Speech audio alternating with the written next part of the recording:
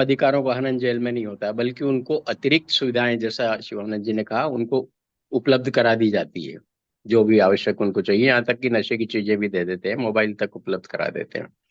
हमें भास्कर के एक नेशनल एडिटर ने बताया कि जो इंटरनेशनल गैंगस्टर है, बहुत बड़ा, लॉरेंस बिश्नोई, उसको आज तक, वो बहुत टाइम से जेल में है, किसी भी भारत के पुलिस थाने में, किसी भी जेल में उसको एक थप्पड़ तक नहीं मारा गया है।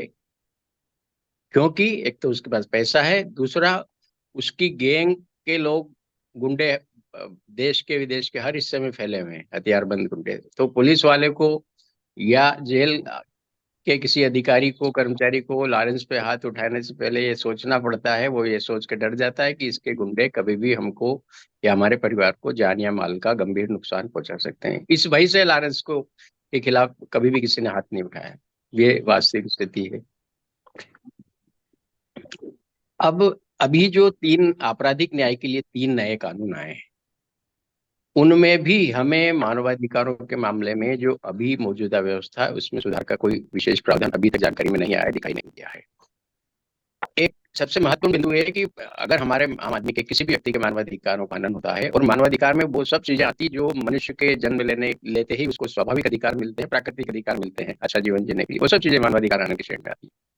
लेकिन इन और इस महत्वपूर्ण अधिकार का हनन होता है, तो हमें शासन ने एक प्लेटफॉर्म उपलब्ध कराया है, केंद्रीय स्तर पर मानवाधिकार आयोग और राज्य के स्तर पर मानवाधिकार आयोग, जहां हम निःशुल्क शिकायत कर सकते हैं। और आयोग सुनवाई करने के बाद दोनों पक्षों की अपना निर्णय सुना देता है। लेकिन केंद्रीय मानवाधिकार आयोग और राज्य मानवाधिकार आयोग के काफी महत्वपूर्ण निर्णय आदेश ऐसे हैं जिनका शासन के स्तर पर परिपालन होना था, और वो नहीं हुआ और नहीं होता है। ये हमने मध्य प्रदेश में भी देखा है। राज्य मानवाधिकार आयोग किसी भी शिकायत की सुनवाई करके राज्य शासन को अपनी अनुशंसा भेजता है। उसको दंड देने का अधिकार नहीं है दोषी, अनुशंसा भेजता है कि इसके खिलाफ अभियोजन की कार्रवाई की जाए, विभागीय कार्रवाई की जाए या अनुशासन की जाए। लेकिन ऐसी एमपी में तो हमने देखा है ज्यादातर सिफारिशों पर राज्य सरकार अमल नहीं करती है। इसके लिए आवश्यक है कि सूचना आयोगों की तरह केंद्रीय सूचना आयोग, केंद्रीय मानवाधिकार आयोग और राज्य मानवाधिकार आयोग को भी दंडात्मक शक्तियां प्रदान की जाए, जिनके तहत वो सीधे दोषी के खिलाफ दंडादेश पारित कर सके। जब तक यह नहीं होगा, मानवाधिकार आयोग की ज्यादातर सिफारिशें धूल चाटती रहेगी। हमने तो यहाँ तक देखा है कि मध्य प्रदेश मानवाधिकार आयोग के जो पिछले अध्यक्ष थे, जस्टिस नरेंद्र जैन, उन्होंने मध्य प्रदेश के additional chief secretary secretary IAS IPS बड़े अफसरों के खिलाफ आदेश पारित किए और सरकार को कार्रवाई के लिए भेजे, और सरकार ने कार्रवाई नहीं की। तो उन्होंने ऐसे तीन मामलों में हाईकोर्ट में रिट याचिका दायर करनी पड़ी राज्य मानवाधिकार आयोग को कि हमारे आदेश का पालन करने के लिए आप सरकार को निर्देशित करें। ये स्थिति है व्यवहार में। तो सीधा एक प्रभावी उपाय ये हो सकता है कि हम सब मिलकर जहां भी संभव हो मानवाधिकार आयोगों को दंडात्मक शक्तियां देने की मांग उठाएं। धन्यवाद। बहुत बहुत धन्यवाद नदीप साहब। और मानवाधिकार आयोग का तो जैसा कि स्थिति आपको पता है कि वो एक तरह से इस तरह की शक्तियां तो उनको प्राप्त नहीं है। बिल्कुल सही बात है कि सिर्फ अनुशंसात्मक शक्तियां ही उनको प्राप्त है, और जब तक दंडात्मक शक्तियां नहीं होती हैं तो लोग उसको बाध्य नहीं होते बनने के लिए। ये दिक्कत का विषय है। हालांकि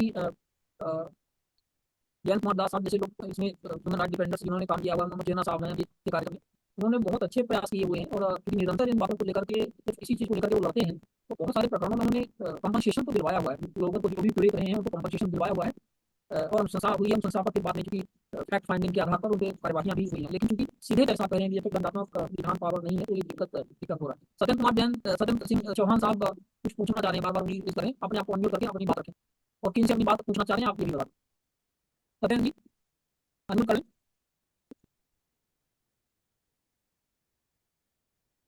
अनम्यूट कर लें, अनम्यूट आपकी बटन होगी वहां पर।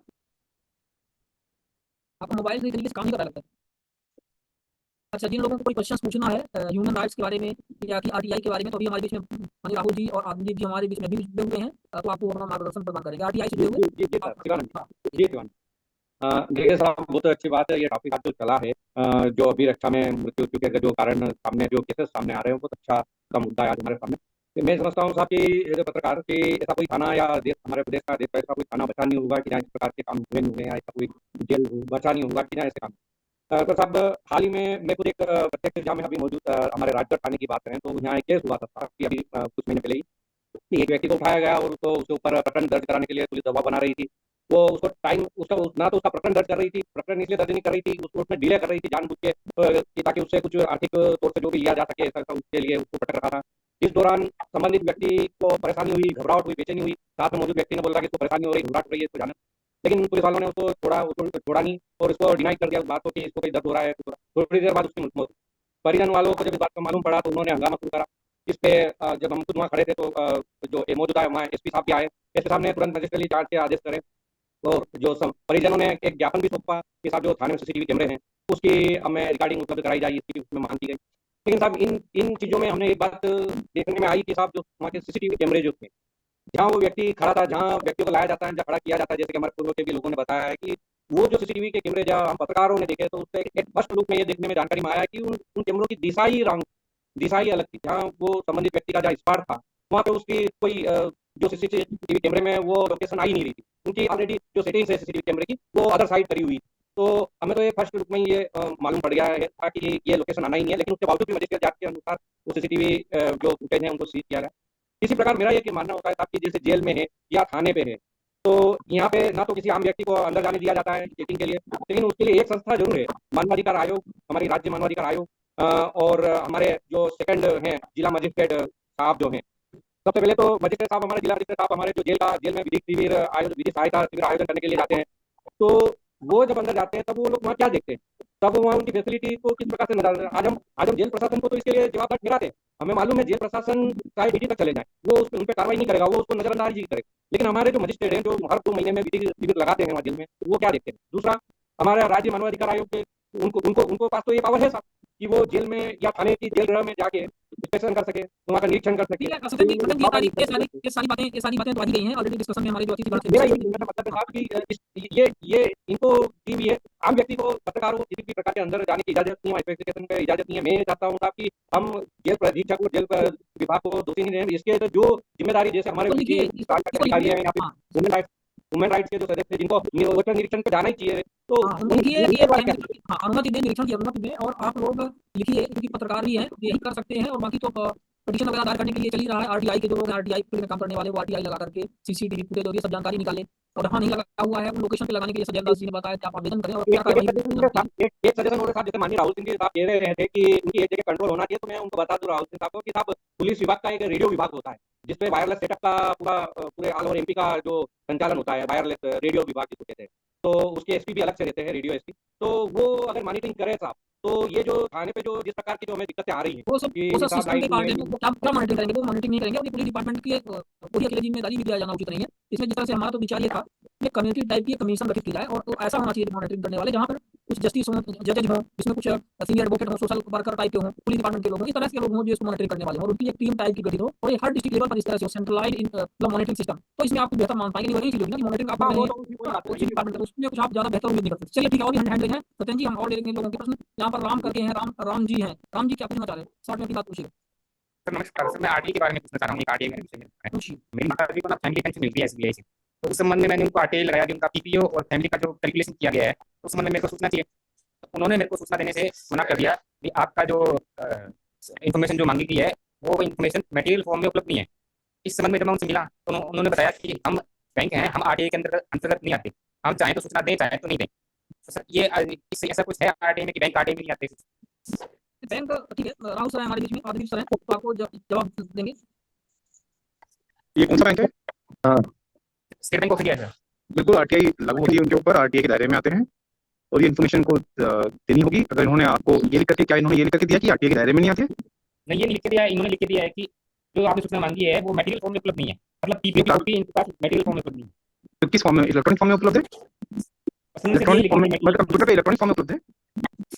अच्छा देखिए, ऐसा है कि अगर वो बैंक के कह रहा है कि मटेरियल फॉर्म में उपलब्ध नहीं है, मतलब या तो इन्फॉर्मेशन, देखिए इन्फॉर्मेशन वही इन्फॉर्मेशन नहीं दी जा सकती जो इन्फॉर्मेशन उपलब्ध ही ना हो, और बाकी इन्फॉर्मेशन जो कि कंप्यूटर के इसमें उपलब्ध हो, इलेक्ट्रॉनिक फॉर्म में उपलब्ध हो या फिर कागज पे उपलब्ध हो, फाइलों में उपलब्ध हो, वो सारी इन्फॉर्मेशन देनी होगी। अगर इन्फॉर्मेशन कंप्यूटर पर है तो कंप्यूटर में से वो प्रिंट आउट करके देंगे, आपको प्रिंट आउट निकाल करके देंगे, या फिर उसको हार्ड डिस्क पर देंगे, आप पेन ड्राइव पर देंगे, कंप्यूटर में जो इन्फॉर्मेशन से होती है। लेकिन इन्फॉर्मेशन ये डिनाई नहीं कर सकते हैं। और अगर इसमें अगर आपको लग रहा है कि ये स्पष्टता नहीं है कि जो इन्होंने कहा है मटेरियल फॉर्म में उपलब्ध नहीं है, ये समझ में नहीं आ पा रहा है, तो इसमें आप एक अपील तो मूव कर दीजिए, फर्स्ट अपील वहीं बैंक में मूव करिए और इस पीआईओ के इस ऑर्डर के अगेंस्ट, और ताकि आपको समझ में। लेकिन आप अपनी जब फर्स्ट अपील की सुनवाई हो तो आप उनको पूछिएगा कि ये इन्फॉर्मेशन है कहाँ, क्या ये इन्फॉर्मेशन कंप्यूटर पे है, क्या ये इन्फॉर्मेशन इलेक्ट्रॉनिकली अवेलेबल है, तो वो हमको आप उपलब्ध कराएं।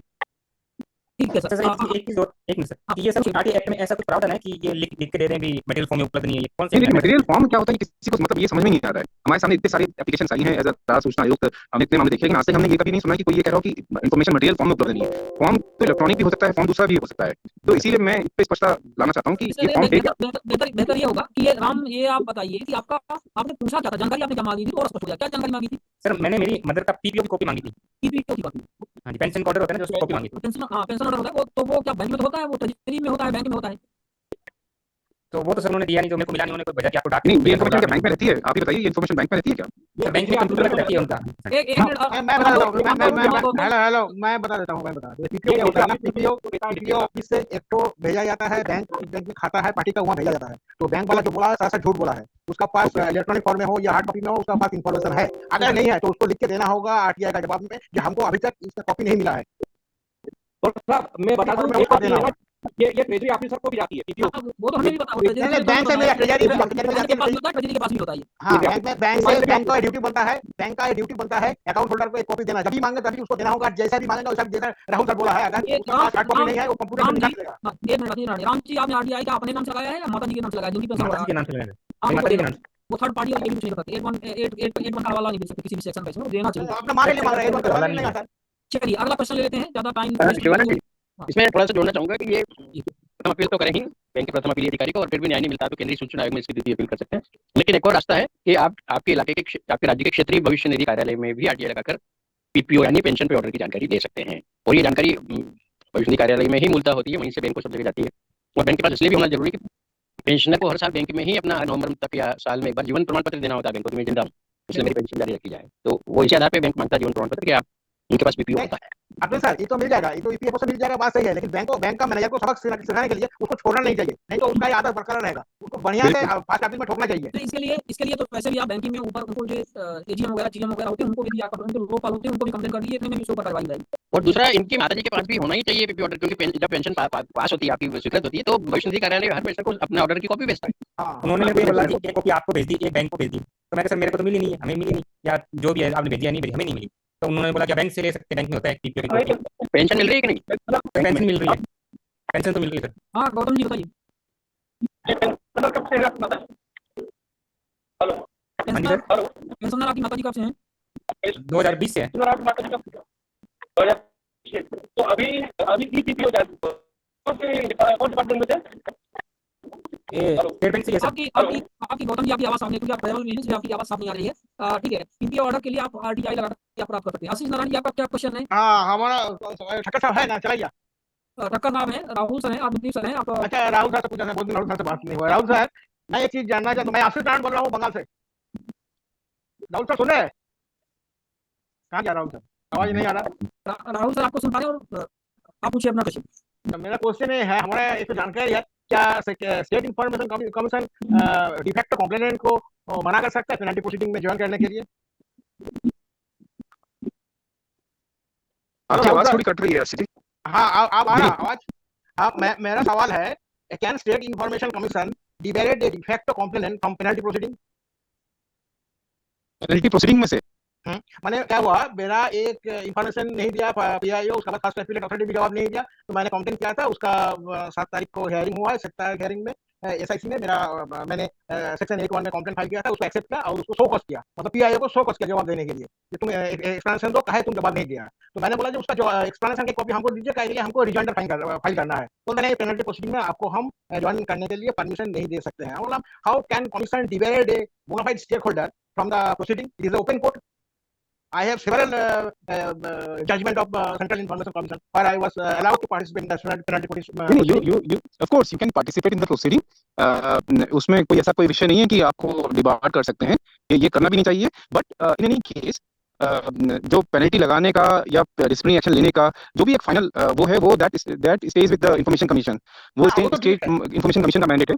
वो तो ठीक है, लेकिन आपको उस पर्टिकुलर प्रोसीडिंग में नहीं, उस पर्टिकुलर प्रोसीडिंग में इंफॉर्मेशन कमीशन भले ही आपसे कुछ पूछे नहीं, बट लेकिन आपको डिबार नहीं कर सकते हैं। वही हम बोला। उसका बाद क्या हुआ, उसका बाद हमको एक लेटर दिया, कुछ दिन बाद, 10 दिन बाद हमको एक लेटर आया घर में, हार्ड कॉपी। तो उसमें बोलता है ठीक है, हम लोग आपका अटेंशन ले लिया है, अगर जरूरत पड़े तो आपको खबर दिया जाएगा, इन्फॉर्म किया जाएगा। मतलब थोड़ा चेंज हुआ है। उसका बाद में हम बोला मेरा जो स्टैंड था वही है कि you can not divide bona fide stake holder from the penalty proceeding. It is the open court and whatever decision commission will pass that is up to him, not my headache, but I can not be denied from this proceeding. इतना दूर हो गया, अभी देखते हैं आगे क्या होता है। रहेगा वो राइट है कि आप उसको इंफॉर्मेशन कमीशन के डिसीजन को आप बाद में चैलेंज कर सकते हैं हाई कोर्ट में, वो हमेशा वो आपका राइट हमेशा बना रहेगा।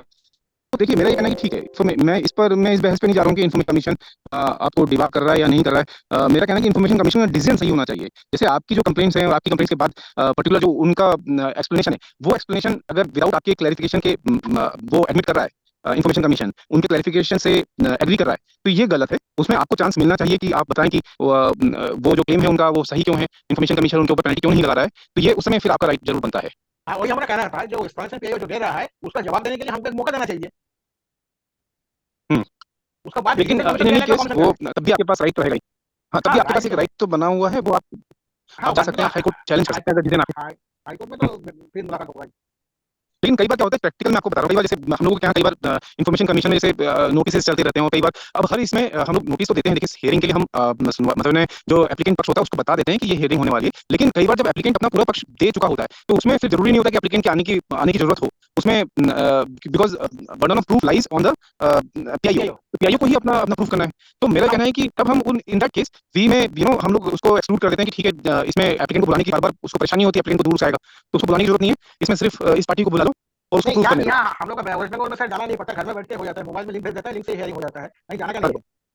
अरे वाह, ये वही जो हाईकोर्ट का सिस्टम है अर्चित जी, वैसे सिस्टम है सेम हाईकोर्ट वाला हाईकोर्ट वाला सिस्टम, वो घर में बैठ के वीडियो वाला कॉल। हाँ वीडियो, जैसे अभी हम लोग का जूम मीटिंग चल रहा है, जूम में हो रहा है, वो गूगल मीट में होता है, लिंक भेज देता है, तो लिंक पे आप क्लिक करके घुस जाइए मीटिंग। आप लोग कैसे कनेक्ट करते हैं वेस्ट बंगाल में? वेस्ट बंगाल होता है क्या, मैंने हियरिंग का डेट का 15 दिन पहले लेटर आ जाएगा, तो लेटर में लिंक क्या हो रहेगा, तो लिंक में आप उसी दिन जिस दिन हियरिंग का डेट रहेगा 15 मिनट बाद पहले आप लिंक में क्लिक करके वहाँ ज्वाइन कीजिए, वो आपको एक्सेप्ट कर लेगा, वहाँ से एक्सेप्ट कर लेगा, घर में बैठ के मोबाइल में आपका हियरिंग हो जाएगा। सबको मैंने जैसे हम लोग अभी वेबिनार में सबको देख रहे हैं, बात कर रहे हैं, आमने सामने लगता है, आमने सामने बैठ के बात कर रहे हैं, वही होता है वहाँ, जैसे हाईकोर्ट में होता है लाइव स्ट्रीमिंग वैसे ही। चलिए ठीक है, नारायण जी आपका अगले क्वेश्चन पे अपन चले, सुनील कुमार खंडेलवाल जी करंट भेजे, अब टाइम भी ओवर हो गया है तो अपन कंप्लीट करना पड़ेगा। सुनील जी सर, मेरा प्रश्न है कि जब DPI अपील की सुनवाई होती है तो हम NIC स्टूडियो के माध्यम से उपस्थित होते हैं और अपना पक्ष रखते हैं, और VC के माध्यम से केंद्रीय सूचना आयोग के द्वारा सुनवाई की जाती है। मेरा ये प्रश्न है कि ये पूरी प्रोसीडिंग की कार्रवाई की अगर वीडियोग्राफी कोई आवेदक कराना चाहे तो क्या यह अलाउ है, और अगर है तो इसके क्या प्रावधान? आप अपना राउट करते हैं जी देखिए, इसमें ऐसा कोई प्रोविजन तो नहीं है कि लाइव रिकॉर्डिंग इसकी रिकॉर्डिंग मतलब आवेदक को दी जाए, ऐसा कोई लिखित में तो नियम नहीं है, लेकिन इसका ये मतलब नहीं कि नहीं दी जा सकती है। और चूंकि ये अगेन मैं कहूँगा कि ये अगर सेंट्रल इंफॉर्मेशन कमीशन की आप बात कर रहे हैं तो उनकी सारी रिकॉर्डिंग स्टोर होती है हार्ड डिस्क में, उस रिकॉर्डिंग का डेटा रहता है, तो आप उस रिकॉर्डिंग को हमेशा मांग सकते हैं। उसको RTI में मैं केंद्रीय सूचना आयोग से भी मांगा था और NIC से भी मांगा था, और दोनों NIC के पास रिकॉर्ड नहीं रहता है, ये रिकॉर्ड जो है ये डेटा सेंट्रल इंफॉर्मेशन कमीशन में जमा होता है। जी सर, मैं सेंट्रल इंफॉर्मेशन कमीशन की बात कर रहा हूँ। वहाँ भी जब RTI के माध्यम से मैं मांगा कि उस दिन की रिकॉर्डिंग की मुझे हार्ड डिस्क में एक प्रति दी जाए, तो वहाँ से जवाब आया कि ऐसा कोई रिकॉर्डिंग संधारित नहीं रखा जाता है। हाँ तो ठीक है, अगर वो संधारित नहीं कर रहे, इसका मतलब है कि मैं इस इंप्रेशन में था कि वो रिकॉर्डिंग है जो आप जो रिकॉर्डिंग होती है वो उसको संधारित किया जाता है, तो मुझे लगा कि वो शायद उनके पास संधारित की जाती होगी। तो ऐसी स्थिति में आगे से आप ये करिए कि जब भी आप अपना रिकॉर्डिंग करें वो आप अपना, जैसे कई बार आप लैपटॉप पर कनेक्ट होते हैं, उस सिस्टम से कनेक्ट होते हैं, तो आप तो घर पे रहते हैं, तो उसमें आप अपनी रिकॉर्डिंग खुद ही कर सकते हैं उस सिस्टम की, तो वो आप एक काम कर सकते हैं, क्योंकि अगर वो रिकॉर्ड अगर संधारित नहीं होगा तो उसकी कॉपी कैसे बनेगी? हाँ वही है, तो जैसे क्या है कि अगर जब चलती है कार्रवाई तो उसकी अलग से ही मैं किसी दूसरे व्यक्ति से अगर वीडियोग्राफी कराना चाहूँ पूरी प्रोसीडिंग की, तो ये अलाउ है कि? हाँ, लेकिन हाँ, अब ये NIC की रूम में आप जैसे बैठे हुए हैं तो वहाँ आप अपना करा सकते हैं, क्योंकि अगर अलाउ नहीं है तो अलाउ नहीं होने का तो कोई नियम है नहीं, अलाउ करने का भी नियम नहीं है, तो आप कर सकते हैं, देखिए कोई मना करता है तो ठीक है सर। जहाँ प्रोहिबिटेड रहता है हमारे ख्याल से वहाँ पर वो पहले मना कर देंगे।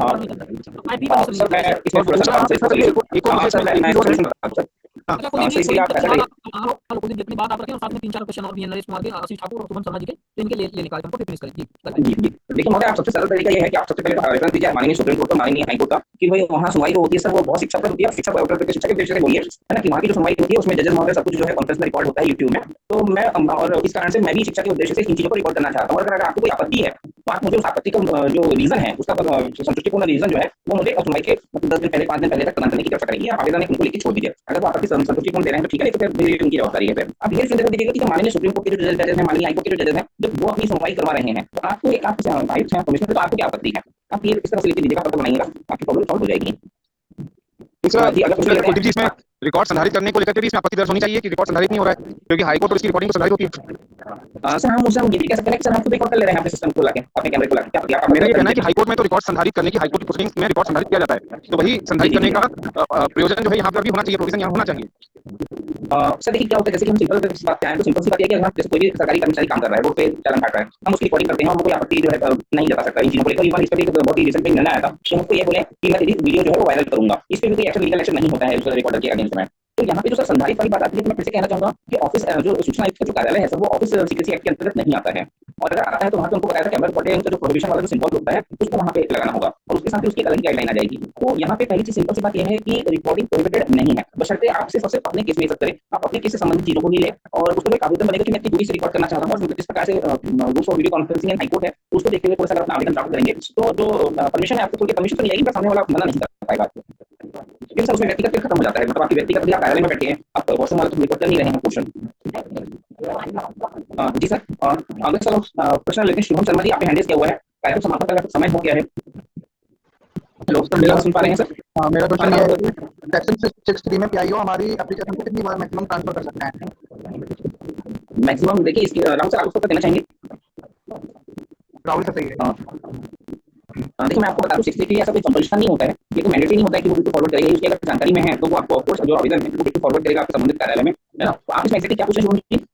मतलब मैंने कहीं पर आवेदन लगाया है तो मतलब पहले पीआईओ ने 6 में भेज दिया, फिर दूसरे 4 रुपए जिसके पास होता उन्होंने भी भेज दिया, फिर तीसरे ने भी भेज दिया, तो ये ऐसा बिल्कुल नहीं ऐसा नहीं होता है, ऐसा नहीं होता है, इसमें ऐसा इतना नहीं होता है ना, आपके जूनियर अधिकारी के संबंधित भेजना होता है ना, या उस डिपार्टमेंट के अंतर्गत है। मतलब जैसे मैं सिंपल सी बात बताऊं, मैंने कंप्लेंट आवेदन लगाया था राज्य सचिव के पास में, राज्य सचिव ने जिला शिक्षा अधिकारी को भेजा, जिला शिक्षा अधिकारी जो है उसको इतना नहीं कि ब्लॉक एजुकेशन ऑफिसर वो इतना नहीं होता है, जिला शिक्षा अधिकारी जो है सीधे सीधे स्कूल का प्रिंसिपल है, उसके बाद राज्य सचिव में फॉरवर्ड करेगा। ऐसा नहीं है कि मतलब बस फॉरवर्ड नहीं करते रहने इन चीजों को, उनको 15 दिन का समय अतिरिक्त दिया जाता है इस प्रक्रिया के लिए, पर ऐसा नहीं कि 15 आवेदन जो है वो फॉरवर्ड ही होता है। इसलिए बेहतर ये होगा कि आप होमवर्क करके आवेदन करें, जहां जानकारी है या तो वहीं आवेदन लगाएं, या तो उसके जो सुपीरियर अधिकारी है वहां आवेदन लगाएं। ठीक है शुभम जी? और दूसरा सर ये था कि एक कितना होता है अदर पब्लिक अथॉरिटी और अनदर पब्लिक अथॉरिटी, इन दोनों में क्या डिफरेंस है? मैं थोड़ा कंफ्यूज हूं। ऐसा कैसा? Other public authority and another public authority, मतलब आप किस संदर्भ में पूछ रहे हैं? सर मैंने एक लगाया प्रश्न किया था कि जो है अदर पब्लिक अथॉरिटी से रिगार्डिंग है, तो यहाँ से दे नहीं है, एक में लिखा कि अनदर पब्लिक अथॉरिटी का है। नहीं तो आपने जिस कार्यालय की जो जानकारी आपने थोड़ा होमवर्क किया था, क्या जहाँ की जानकारी आपने वहीं पे आवेदन प्रस्तुत किया था? दरअसल मैंने पूछा था कि जो हमारे मतलब मैं लॉ स्टूडेंट हूँ, तो लॉ कॉलेज जो होते हैं उनके प्रतीक होते हैं मैक्सिमम रिटायरमेंट एज कितना है, ये मैंने बीसीआई से पूछा, बीसीआई ने इसको रखा लगभग 1.5 महीने के 5 रखा, फिर उसके बाद में बोलते हैं कि आवाज थोड़ा नहीं आ रही, आपकी आवाज थोड़ा सा फिर से दबाइए प्रकाश। मेरा प्रश्न ये था कि मैंने अपने लॉ कॉलेज के डीन के बारे में इन्फॉर्मेशन ली थी बीसीआई से कि उनकी मैक्सिमम रिटायरमेंट एज कितनी है, मतलब कोई रूल ऐसा है तो उन्होंने उसको ट्रांसफर करते रहे 1 महीने तक, लास्ट में बोल दिया कि हमारे पास है नहीं, कि यूजीसी के पास है। एक सेकंड, नहीं तो ये बीसीआई का सुना मिलेगा आपको, जो डीन है ना उनकी अपॉइंटमेंट बस आपकी यूनिवर्सिटी से फॉरवर्ड होने की थी, आपने यूनिवर्सिटी में लगाया था क्या? नहीं सर, बीसीआई को लगाया था। देखिए ये गलत है ना, बीसीआई एक एफिलिएशन बॉडी है ना, मतलब बीसीआई गवर्निंग बॉडी को एफिलिएशन का काम करती है, ठीक है ना? अपॉइंटमेंट का काम होता है वो पीएससी के थ्रू होता है, और उनका जो एक प्रोसीजर है वो उसका अलग प्रोसीजर होगा। तो आप समझ होगा कि आप यूनिवर्सिटी में जो है संबंधित यूनिवर्सिटी या फिर वहाँ संबंधित यूनिवर्सिटी वहाँ पे तो प्रोफेसरशिप वाला आ रहा है उसमें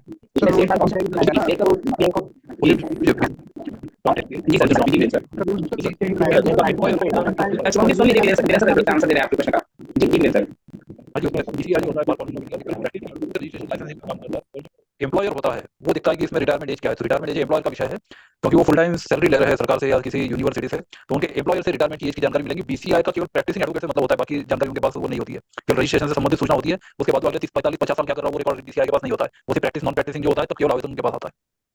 सर दूसरा सर उन्होंने सर मुझे रिपोर्ट भी नहीं दी सर, मैंने इंस्पेक्शन रिपोर्ट मांगी थी कॉलेज की, करते हैं उनके पास कुछ नहीं होता, उनके पास एलएलबी की डिग्री और मार्कशीट होती है बस, उसके अलावा फिर वो आदमी क्या कर रहा है उसके बाद उसने प्रोफेशन छोड़ दिया है। इंस्पेक्शन रिपोर्ट सर कॉलेज की इंस्पेक्शन रिपोर्ट, जब एप्लीकेशन देते हैं तो इंस्पेक्शन करना होता है ना। अच्छा ओहो, लॉ कॉलेज की बात कर रहे हैं आप? Yes sir. जी जी जी ओके ओके, मैं समझा आदमी की रिटायरमेंट की बात कर रहे हैं। लॉ कॉलेज में ऐसा होता है, हमारे यहाँ पे जो रूल 12 है लीगल एजुकेशन रूल्स 2008 का, उसका सीधा सीधा वायलेशन होता है। मतलब आप जाइए और पैसे दीजिए और लॉ की डिग्री ले आइए, तो अब वो हमें पढ़ाते भी नहीं है टीचर्स, वहाँ पे कोई ऐसा है ही नहीं अपने आओ जाओ, तो हम क्या जानेंगे? पहले आपने रिटायरमेंट की बात कही, तो मैं समझा एक व्यक्ति का मामला है। कॉलेज का एफिलिएशन जो होता है ना, उसके बीसीआई की नॉर्म्स होती है।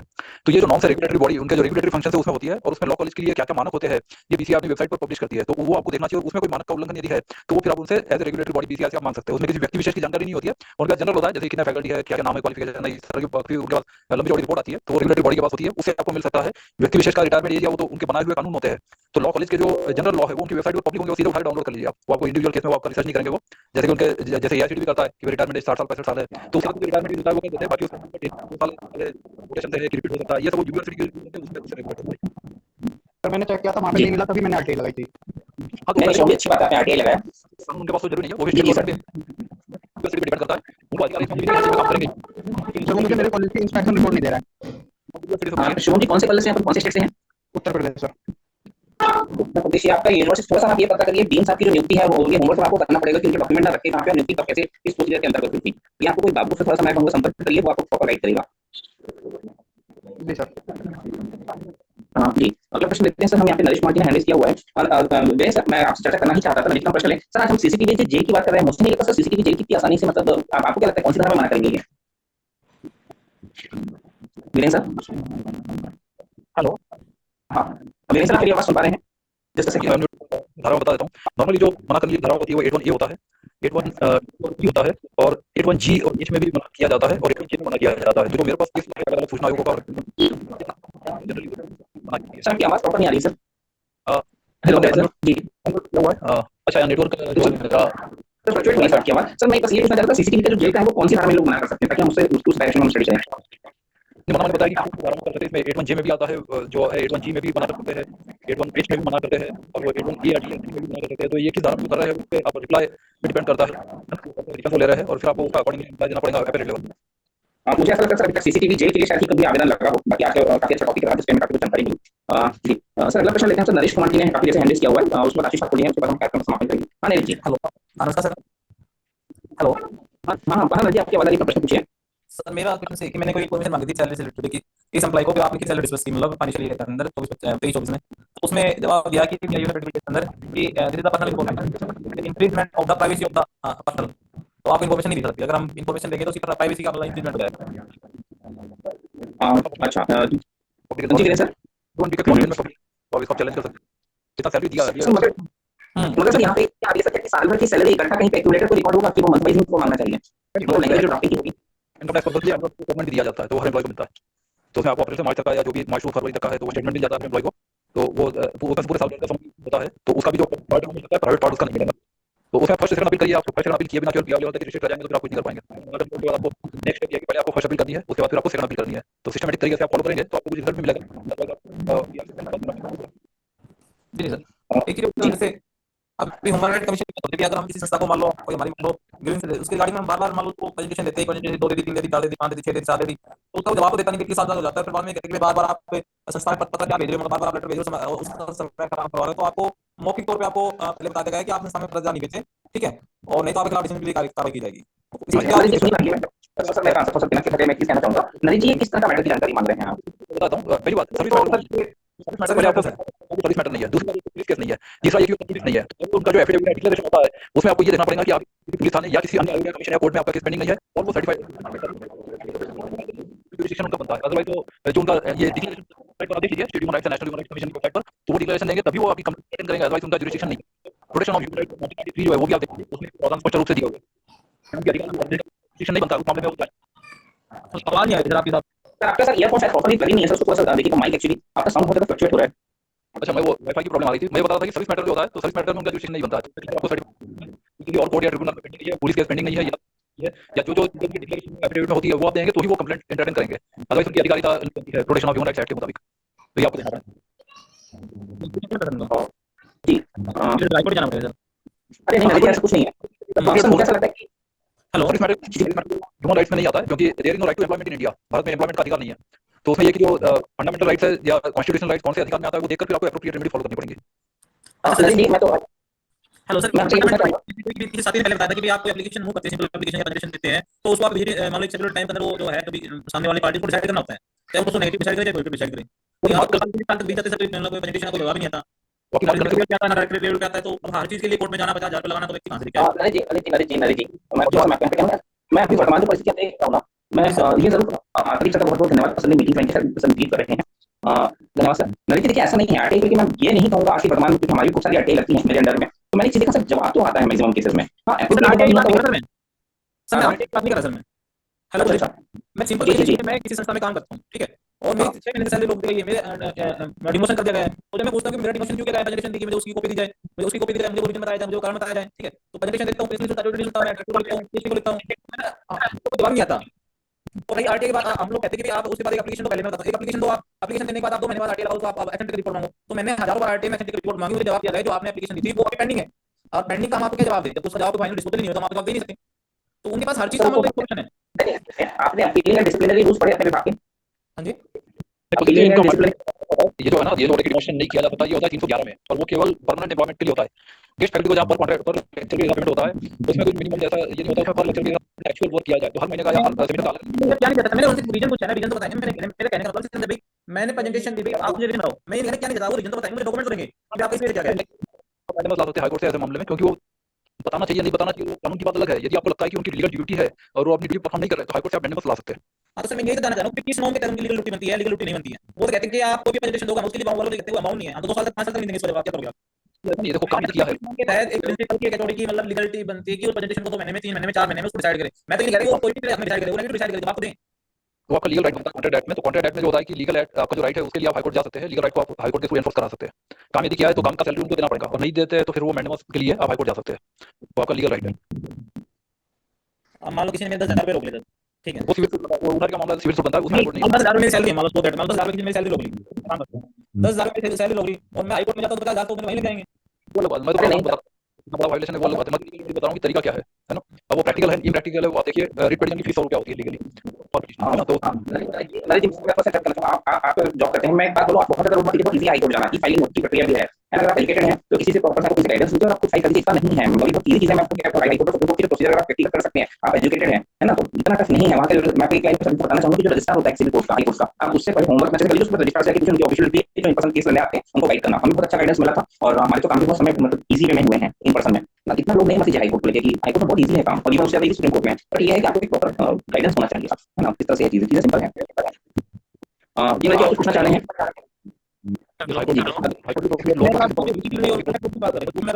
इस तरह का कोई हो तो बताओ थोड़ा देखो। मान लो देखिए आपको विभाग है, आप अपने हम देखिए को गूगल पे सर्च करके या फिर विभाग में जो नियम या पुस्तक वगैरह जो कोर्ट में जो बुक भेजते हैं ना, उनसे मैं आपको सजेशन दूंगा कि आप इस तरह के मैटर में फंसे ना तो पहले तो पुस्तक ले लीजिए या फिर एक्टिव प्रिंट आउट करवा है मत पढ़िए, उसको प्रिंट आउट ले लीजिए, उसको देखिए उसके बाद उसको स्टडी करिए है ना। तो कोई प्रॉपर सीधे में जाएंगे तो आपको प्रॉब्लम सॉल्व हो जाएगी आपकी।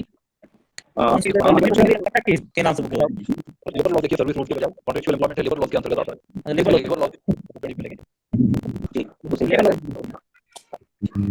चलो। हाँ अश्विन जी आपने हैंड रेज किया हुआ, बस आपका लास्ट प्रश्न है, उसके बाद हम मीटिंग समाप्त करेंगे। जी हाँ आप अपना प्रश्न पूछिए। सर मैं यूपी से हूँ और यहाँ क्या हो रहा है कि जैसे हम कोई भी आरटीआई डालते हैं, पीआईओ उसका जवाब नहीं देता, फिर उसके बाद फर्स्ट अपील होती है, फर्स्ट अपील का भी कोई जवाब नहीं होता है। तो मैं ये पूछना चाह रहा हूँ इनके लिए क्या करना चाहिए, एफआईआर इनिशिएट करनी चाहिए 18 में, धारा 18 में हम शिकायत करें, 19 में। मैं अपना व्यक्तिगत अनुभव बता रहा हूँ, अधिनियम अपनी जगह ठीक है, मैं बिल्कुल नहीं करता हूँ, बट मैं क्या करता हूँ, मैंने कैसे काम किया। सबसे पहले मैं होमवर्क बहुत जबरदस्त करता हूँ है ना, होमवर्क इतना अच्छे से करता हूँ कि कोई मेरा जो आवेदन होता है वो 7 दिन तक लग जाते हैं कई बार पता करने की 4 लाइन छापने के लिए। उसके बाद मेरा पहला आवेदन जब रन करता है, ठीक है, आरटीआई में बहुत कम लगाता हूँ, दूसरे लोग लगाते हैं बहुत कम। उसके बाद फिर जब लग गया आवेदन, उसके बाद प्रॉपर टाइम ड्यूरेशन 50 दिन 60 दिन आराम से रहता हूँ। उसके बाद जवाब नहीं आता तो धारा 18 पे पहले शिकायत होती है, धारा 18 के बाद शिकायत के बाद फिर मैं मंत्रालय में भी बकायदा उस चीज की प्रॉपर शिकायत करता हूँ, राज्य सचिव के पास भी प्रॉपर एक शिकायत करता हूँ, आवश्यकता तो मुख्यमंत्री की बात कर दीजिए। उसके बाद फिर आप देखिए आप कहीं से पता करिए कि क्या है प्रावधान 18 वो अपील का क्या प्रावधान है, तो फिर कहीं से करके मैं अपनी प्रस्तुत करता हूँ। और जितनी जगह मैंने शिकायत की है पीआईओ की, उस जगह फिर मैं सब जगह आगे लगाता हूँ कि आपने पीआईओ पर क्या कार्रवाई की है। वो ठीक है अधिनियम के अंतर्गत जो ये सब काम कमीशन का है, बट होता क्या है जब 4 जगह से जब ऊपर से जब पता आता है, जब राज्य सचिव की तरफ से पता आता है, तो मैं एक जो मैंने अनुभव किया है कि अधिकारी कर्मचारी की एक बदनामी होती है, जिल्लत होती है, उसको एहसास कराई है, अनुभव आ रहा है, इस तरह की टेक्नोलॉजी लिखी है। इस बात से मना नहीं किया जा सकता कि विभाग में भ्रष्टाचार व्याप्त है क्योंकि जानकारी छुपाई जा रही है ना। इस तरह की बढ़िया से ड्राफ्टिंग करके आपका काम होगा। क्या है कि जो हमने जो आरटीआई डाली थी उसमें पीआईओ भी वही है और उसके बाद जो फर्स्ट अपील करी तो उसमें फर्स्ट अपील अथॉरिटी भी वही है। तो और ऐसा नहीं है, ये चीजें आपके पास कागज में है कि दोनों चीजें वही हैं। जी हाँ जी हाँ, फिर आपके गोल्डन अपॉर्चुनिटी में बढ़िया से शिकायत बना के डाल दीजिए और क्या ऐसा नहीं हो सकता पीआईओ और नहीं हो सकता। आप बता दो मैं आपको सेंड कर देता हूँ। पहले एक मेरे से पूछ लेते हैं जी मेरे से जॉब को बदलने की हो गई है 6 महीने में प्रमोशन हो गया तो हो सकता है। नहीं सर कहना कि हमारे तो एक ही डाले अप्लाई कर सकता है। जैसे एक केस है उसका प्रमोशन हो गया, उसके बाद वो जो है दूसरा उसको वरिष्ठ पद मिल गया, उसके बाद वो अपील अधिकारी भी हो सकता है। तो क्या प्रमोशन हुआ इसका 1 महीने में? ये तो सर मुझे पता नहीं। तो वो भी पता लगाओ ना उसमें कि क्योंकि उसमें यदि अलग अलग किया तो उसका बदनाम भी देखिए और आरटीआई में क्या बदनाम है वो भी देखिए। तो उसका मूल बदनाम होता है ना, जैसे अनुसचिव उपसचिव जो भी है। दूसरा ये होता है कि आरटीआई में जो बदनाम है वो होता है कि या तो असिस्टेंट पीआईओ या पीआईओ या पीए अधिकारी है ना, ये आरटीआई में बदनाम हो गया। तो उसमें क्या उसने लिखा है वो डेसिग्नेशन आप देखिए, क्योंकि सरकारी कर्मचारियों के प्रमोशन भी होते रहते हैं। तो कई बार होता है कि एक बार अपने जैसे लिखा कलेक्टर ने ऑर्डर पास कर दिया, उसके बाद कलेक्टर सचिव बन गया, तो अगले महीने एज सचिव साइन करेगा, तो ये पॉसिबल है। तो इसमें भी ऐसा ही हुआ है, ये डिप्टी कलेक्टर है। हाँ, तो प्रमोशन हो गया फिर वो सही है, वो कर सकता है। हाँ तो सर मैं वही तो पूछ रहा हूँ, मुझे क्या करना चाहिए इसमें? आशीष जी, मेरा प्रश्न आपसे की कागज पे मुझे लिखा हुआ है कि ये बिल्कुल लिखा हुआ है। निर्णय से ये कि गलत है, उसको मिली कि नहीं मिली वो देखिए और उसको सेकंड अपील में चैलेंज करिए। आप उसमें उसकी जो कॉम्पिटेंस है वो टेक्निकल राउंड पे आपको खास रिलीफ मिलेगी कि नहीं मिलेगी, वो अपना प्रमोशन साबित करेगा कि वो मतलब प्रमोशन उसमें आपको कोई रिलीफ नहीं मिलेगी। तो ऑर्डर सही किया कि गलत किया, कौन सी धारा उसने लगाई, ये कंटेंट्स आप देखिए रादर देन द टेक्निकलिटीज। नहीं सर धारा तो जानना है, कोई जवाब दिया ही नहीं। वो रिटायरमेंट के बाद मैंने आयुक्त बन जाएगा तो फिर आयुक्त वो हो सकता है कि एज आयुक्त भी वो काम करे। तो आपको जो बेसिक प्रिंसिपल है बायस का मतलब है कि कुछ अपना निर्णय है तो उसके ऊपर वो निर्णय नहीं लेना चाहिए उसको। तो ये बायस के अगेंस्ट वो जो रूल होता है उसमें आप चैलेंज कर सकते हैं ये चीज। तो इसलिए पहले पता लगाइए कि प्रमोशन हुआ तो फिर कर सकता है। तो उसमें आपको उसके ध्यान देना कि ऑर्डर भी उसका है और वो बायस के साथ नहीं कर सकता। वकील अगले महीने जज बन जाएगा तो फिर बायस वकील जो क्लाइंट के केस को देख चुका है उसको फिर वो उसके सामने नहीं लाया जाता है। तो इसको प्रिंसिपल ऑफ बायस के अगेंस्ट तो बायस का यदि रूल है तो वो आप चैलेंज कर सकते हैं। जैसे सर अपील करे हुए 45 डेज अगर ऊपर हो चुके हैं तो फिर अगर जैसे कि इसको फिर आयोग में चैलेंज कर सकते हैं या एफआईआर भी करा सकते हैं। तो बात नहीं होती, एक दिन की कहीं पूरी आरटीआई में कहीं पर भी इसमें पहले आप सेकंड अपील करिए, सूचना देने योग्य है कि नहीं पहले तो ये पता लगाइए, उसके बाद फिर आप बाकी रेमेडी कर सकते हैं। क्योंकि अगर आप जैसे तो आप इस मंत्रालय वगैरह में शिकायत करना फायदेमंद हो सकता है। मंत्रालय में शिकायत करने के लिए सर क्या रेमेडी क्या होगी? रेमेडी क्या होगी? आप शिकायत करिए कि यहाँ जो एफए है जो पीआईओ है उनके द्वारा किसी प्रकार का कमीशन में तो शिकायत डालिए डालिए, साथ में आप मंत्रालय में शिकायत करिए। खुद ही ऐसे होता है क्योंकि आरटीआई में कोई पावर नहीं है। तो ये मार्क करते हैं तो वो क्या करेंगे, एक लाइन का रिप्लाई देगा कि आपने इतना तारीख को रिप्लाई दे दिया, इवन कंटेंट भी नहीं बता दिया, आपको बता दें कि नियमानुसार कार्रवाई है या फिर उसको फर्स्ट अपील के बारे में सूचित कर दिया गया है। अब क्योंकि बाकी जो आगे उनको किसी को पावर नहीं है वो क्या कर दिया कार्रवाई वो एक सेंटेंस में बता देगा, उसके बाद वो मामला खत्म हो गया। तो उसमें बाकी भी लीगली कुछ नहीं कर सकता। ये और फॉरवर्डिंग क्या कर दें? हाँ, ये क्योंकि आरटीआई में देखो आपको एक्ट के अनुसार स्ट्रिक्टली चलना पड़ेगा। एक्ट में 3 ही अथॉरिटी है, पीआईओ है, अपील अधिकारी, आयोग है। उसके अलावा राज्यपाल को, सचिव को, मुख्यमंत्री को लिखो, एक्ट में किसी को कोई पावर नहीं है। मैं को एक वास्तविकता यहाँ पे बताना चाहता हूँ। मेरे को धारा 18 में जानकारी प्रदान की गई है। मैं जानकारी नहीं मैं आरटीआई लगता था, आरटीआई के बाद जब जवाब आता था सीधे धारा 18 में शिकायत करता था। तो मैं ये देखता था कि 2-3 महीने बाद वो जानकारी सामने वाला जो विभाग है वो धारा 18 में मतलब मैं भी मानता हूँ मणिपुर का एक्ट मैंने बहुत अच्छे से पढ़ा, पर ग्राउंड लेवल पे मैं जो देखता हूँ किसी को सूचना देनी है तो सूचना देने पर स्टे ऑर्डर नहीं है। आप एप्लीकेशन की कोई दूसरा बात उसके मन में आता है सूचना दे सकता है, इस पर किसी आयोग की रोक नहीं है, ना इस पर कोई मामला है कि प्रकटन की प्रक्रिया फॉलो करनी पड़ेगी। तो फर्स्ट एप्लीकेशन या सेकंड एप्लीकेशन स्टेज पर वॉलंटरी सूचना दे सकता है, उसमें कोई रोक नहीं है क्योंकि स्टे ऑर्डर नहीं है। इसलिए उसमें सीआईसी और स्टेट ऑफ मणिपुर का कोई उल्लंघन नहीं है। आपने कंप्लेंट कर दिया ऑर्डर क्या उसने सूचना दे दी, उसमें फिर वो अपील के लिए मामला होता है आपका या कॉम्पेंसेशन के लिए तो फिर रोक नहीं है उसके ऊपर, वो चाहे तो कभी भी कर सकता है क्योंकि धारा हमेशा ही प्रभावी है। तो 5 का हमेशा प्रभावी है। और नोटिस दिया तो बाद में 2 साल 3 साल बाद उसको करनी है तो उसको लगता है कि सारे के बाद उसको नोटिस देके वो बच सकता है, ये पॉसिबल है। इसलिए वो फर्स्ट एप्लीकेशन लेवल पर भी रोक कर सकता है, सेकंड एप्लीकेशन लेवल पर भी रोक सकता है, ये पॉसिबल है। वो तो उस तरह के निर्देश दे सकते हैं कि आपके पास नहीं है तो दूसरे के पास से आप लेके सूचना हासिल करके उसको रद्द कराइए। इसलिए सूचना देने पर कोई रोक नहीं है, स्टे ऑर्डर नहीं लगेगा कि ये आयोग नहीं इतना लिखा है। आप आयोग फॉर्म देना चाहता है तो कोई रोक नहीं है। वो तो मेरा डीलर तुम्हारे से बचना चाहता था, 5 मिनट हो गया अपने ठीक है 12:30 होता है, उससे ज्यादा नहीं बनता तो वापस तुरंत कर देना, दुकान को कम करने के लिए बचने के लिए। तो उसको थोड़ी है जिस दिन मैंने दिया था थोड़ी किट क्या जी सर वो देंगे अपना बचा के ज्यादा देखना। मैं आपके पास पूरी तरह से सहमत हूं सर, बट मैं ग्राउंड लेवल पर ये कहना चाहूंगा कि जैसे आशिक का मैटर है मुझे रिप्लाई नहीं मिल रहा है, मेरे साथ कैसा हुआ है तो मेरे साथ ऐसा हुआ था, मैंने कुछ ऐसी सेंसिटिव जानकारी मांगी तो मैंने मंत्रालय में शिकायत किया इन चीजों की। तो मैंने देखा कि मेरे पास मतलब ठीक है अधिनियम के अनुसार नहीं है इन चीजों का प्रॉपर, मैं इसी से एग्री हूं, बट मैंने जब मंत्रालय में शिकायत किया तो मैंने देखा कि मेरी जानकारी है ना वो प्रदान कर दी गई और मेरे को रिलीफ मिल गई फाइनली। तो मैं तो वही चाह रहा था, उस समय मेरी जानकारी नहीं थी तो मुझे ऐसा लगा कि कानून क्या होना चाहिए। हाँ जी जी जी सर, जी सर यहाँ पे आशिक आपको एक सुझाव रहेगा, किसी आरटीआई पे अगर आपको और जानकारी नहीं है आप किसी आरटीआई पे लगे रहिए है ना, साथ में शिकायत करें उनको आरटीआई लगाइए। तो ये मुझे लगी कि आरटीआई समय में लगा के तो उसके बारे में हम खोजबीन करें इफेक्टिव होता है। बहुत सारा आरटीआई आवेदन अलग अलग विषय में लगाने से नहीं होता है। नहीं सर यहाँ पे यूपी में क्या है कॉमन प्रैक्टिस यही हो गई है लोगों की कि कोई भी आवेदन आता है किसी को कोई जवाब नहीं देना है, अपील करता है तो करता है, मरता है तो मरता है, किसी का कुछ नहीं कहना ना, किसी को कोई जवाब देना। जाइए आयोग जाइए 1-2 साल बाद आइए और फिर उसके बाद वहाँ से होगी वो जानकारी दे देंगे, तब आपका ट्रांसफर होगा अपन नहीं और होंगे और जो मरता है वो मरता रहेगा। आशिक जी प्रोफेशनली क्या करते हैं? प्रोफेशनली तो सर मैं किसान हूँ सर, ऐसा ही होता है क्या तो से एजुकेटेड है सुझाव क्या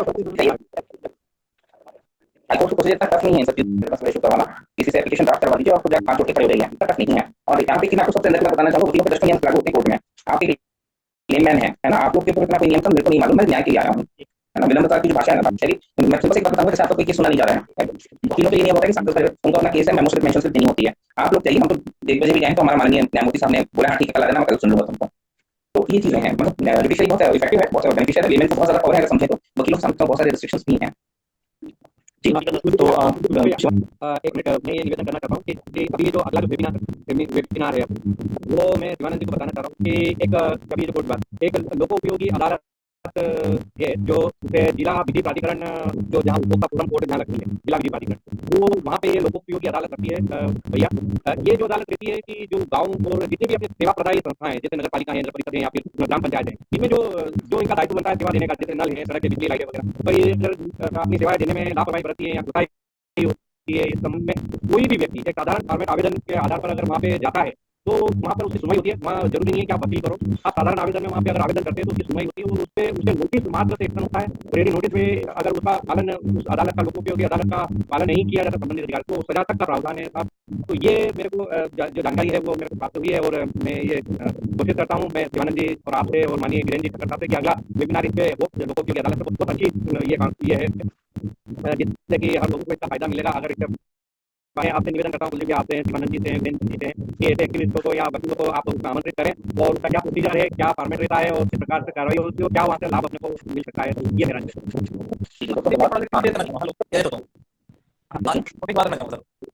एक मैंने आर्टिकल लगाया सर अभी 2 साल पहले राजस्थान मैंने किसी यूनिवर्सिटी के बायलॉज वगैरह मांगे थे। यूनिवर्सिटी जो होती है कोई इंस्टीट्यूशन जो होती है पहले सोसाइटी रजिस्टर होती है, सोसाइटी होती है बाद ही प्रूफ ऑफ सोसाइटी जो रजिस्टर होती है मैक्सिमम जो हमारे स्टेट के अंदर जो सोसाइटी रजिस्ट्रेशन होता है जरूर ऑफिस होता है डिस्ट्रिक्ट सेंटर 500 रुपये रजिस्ट्रेशन मिलता है किसी संस्था सोसाइटी को, फिर आप उसको चाहे लो कॉलेज बनाओ चाहे यूनिवर्सिटी बनाओ उसको आपको बना सकते।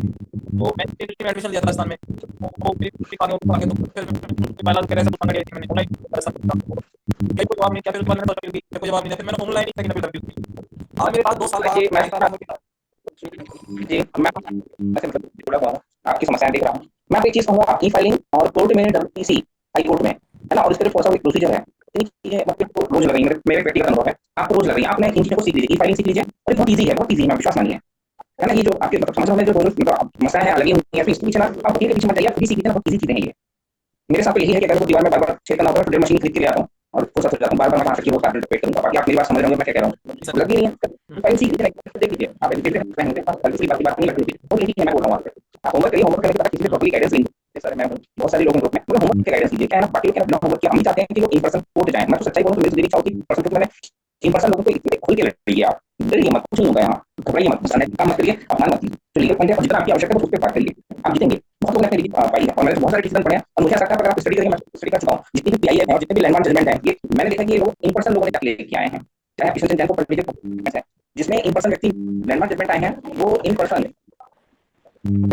द्वारा लाइक बाकी सामाजिक प्लेटफॉर्म पे नहीं बोल पाऊंगा, मतलब सीख लीजिए, इजी है फाइलिंग और ये सब चीजें कठिन नहीं है, ठीक है। उसका हाईकोर्ट का WPC बहुत बड़ी चीज नहीं, हाईकोर्ट एक बार स्टडी करेंगे, एक बार केस पढ़ने जाता है तो हाईकोर्ट का काम बहुत इजी समझ में आने लगेगा कि अगर मुश्किल से 10-15 की बात है हाईकोर्ट में, ये सालों जो केसेस चल रहे हैं इसका ये बीच में छोड़िए बात है, मैंने उसे कराइए सर, मेरे को सुनना सुन लीजिए, हाथ जोड़ के बैंडोस लेके आइए, कोई दिक्कत बहुत इजी चीजें हैं जी। कुछ नहीं है शिवानंद से मेरी बात सुन पा रहे हो, सब मीटिंग समाप्त की जाए सर, आपसे बहुत धन्यवाद। Recording stopped.